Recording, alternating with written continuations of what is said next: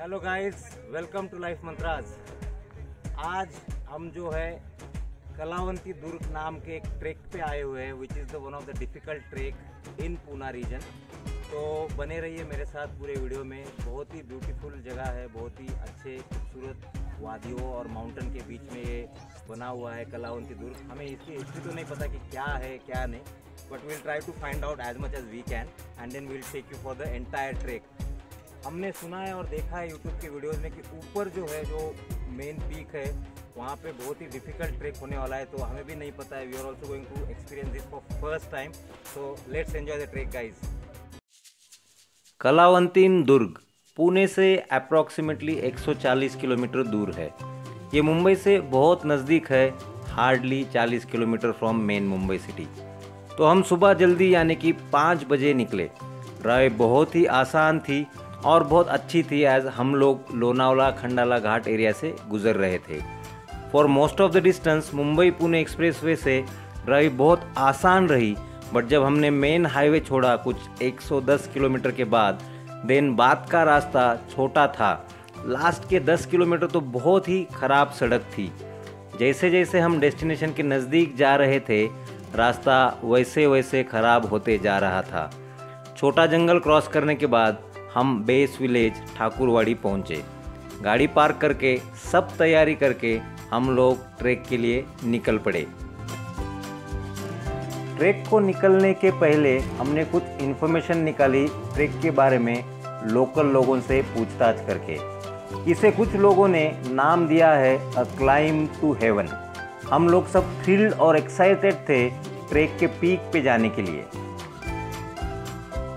कलावंती दुर्ग, इसका अर्थ है कि कलावंती का फोर्ट या कलावंती का किला। कलावंती दुर्ग 2250 फीट ऊंचाई पर प्रबलगढ़ फोर्ट के पास है। इसको कई नामों से जाना जाता है, जैसे कि कलावंतीचा सुड़का और कलावंती पिनाकल इत्यादि। ये बहुत फेमस ट्रेकिंग डेस्टिनेशन है। जो फाइनल डेस्टिनेशन है वो एक ऊंचा पथरीला पहाड़ है। उस पहाड़ को काट के सीढ़ियाँ बनाई है। ये सीढ़ियाँ बहुत ऊंची और पत्थर की रॉक कट सीढ़ियाँ है।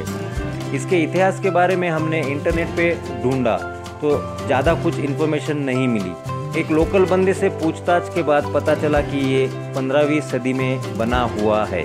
रानी कलावंती के लिए ये बनाया गया है, इसलिए इसका नाम कलावंती का दुर्ग तब से ही पड़ा है। दुर्ग का मतलब फोर्ट होता है, पर वहाँ कोई किला नहीं है। इसकी ऊंचाई के कारण आजू बाजू के एरिया पे नज़र रखने के लिए इसका यूज़ वॉच टावर की तरह किया जाता था।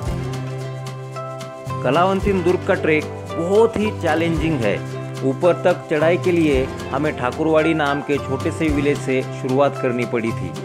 ठाकुरवाड़ी से 3 किलोमीटर का ट्रैक जो कि घने जंगल से गुजरता है और बीच बीच में 50 to 60 डिग्री की चढ़ाई क्रॉस करने के बाद हम पहुंचते हैं प्रबलमाची विलेज।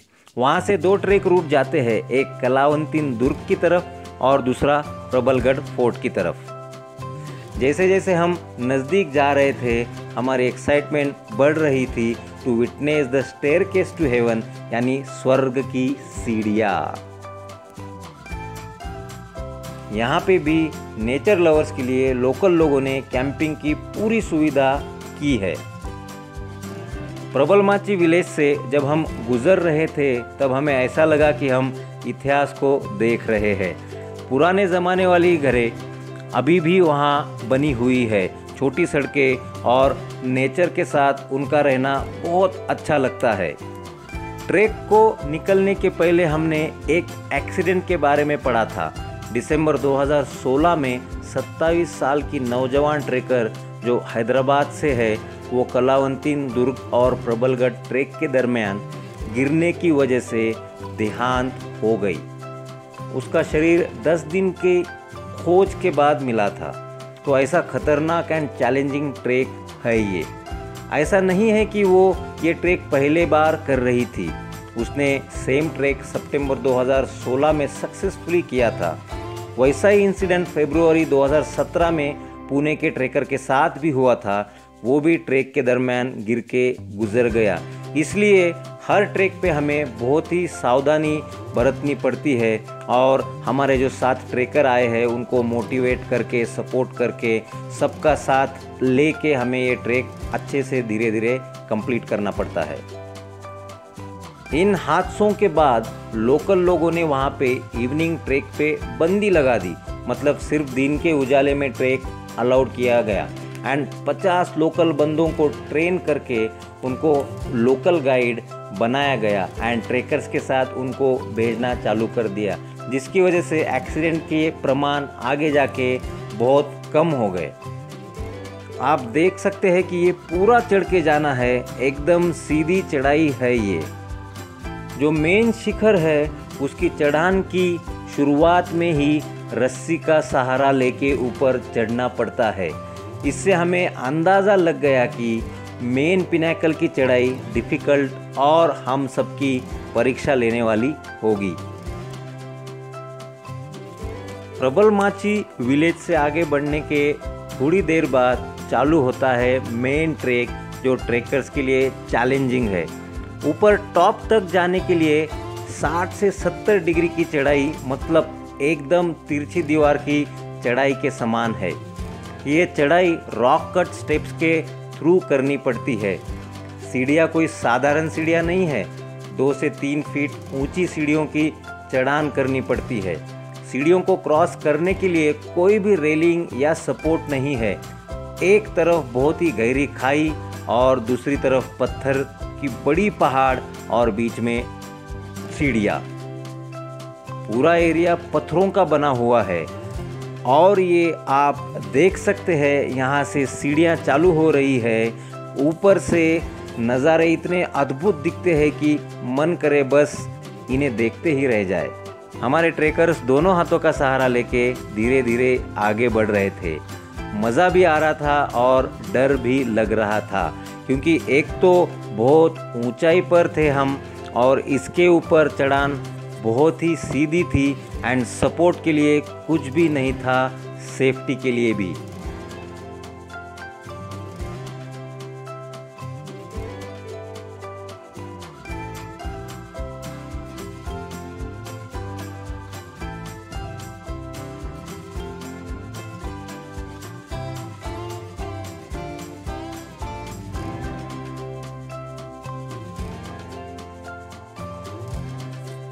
जैसे जैसे हम सीढ़ियाँ चढ़ते जा रहे थे, हमें ऐसा लग रहा था कि हम आसमान की ओर जा रहे हैं। शायद इसीलिए इन सीढ़ियों को स्वर्ग की सीढ़ियाँ, मतलब स्टेयरवे टू हेवन कहा गया है।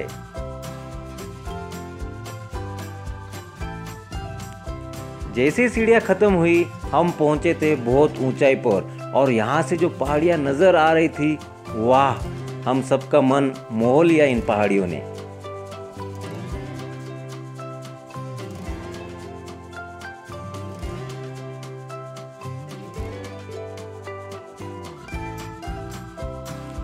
थोड़ा आगे जाने के बाद हमने देखा कि लास्ट की चढ़ाई बाकी है एंड ये तो एकदम 90 डिग्री की रॉक की वॉल है, इसलिए यहाँ पे हमें प्रॉपर रॉक क्लाइंबिंग करके जाना पड़ेगा।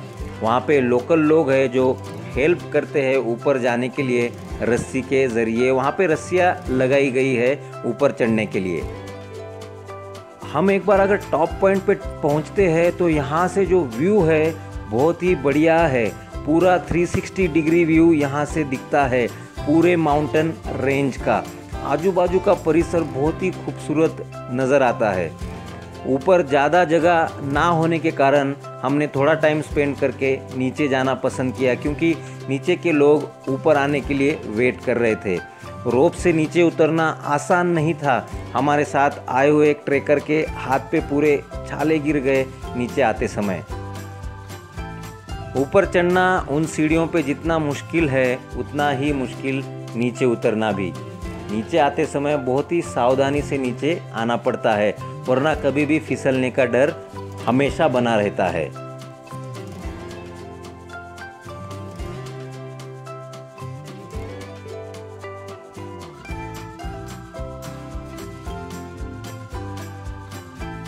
हम ये सजेस्ट करेंगे कि इस ट्रैक पे बिगिनर ट्रेकर्स ने आना बिल्कुल भी नहीं चाहिए।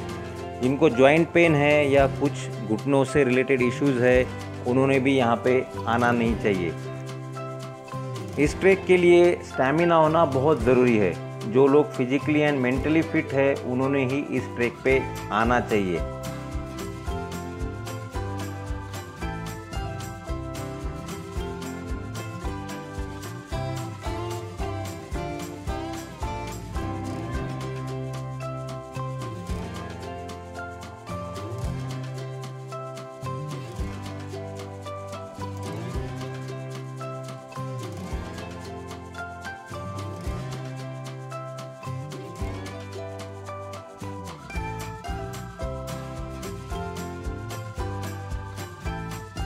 रास्ते में हमें एक प्रॉपर रॉक कट चौकोर यानी स्क्वेरिश गुफा नज़र आई, जो कि बहुत ही डीप थी।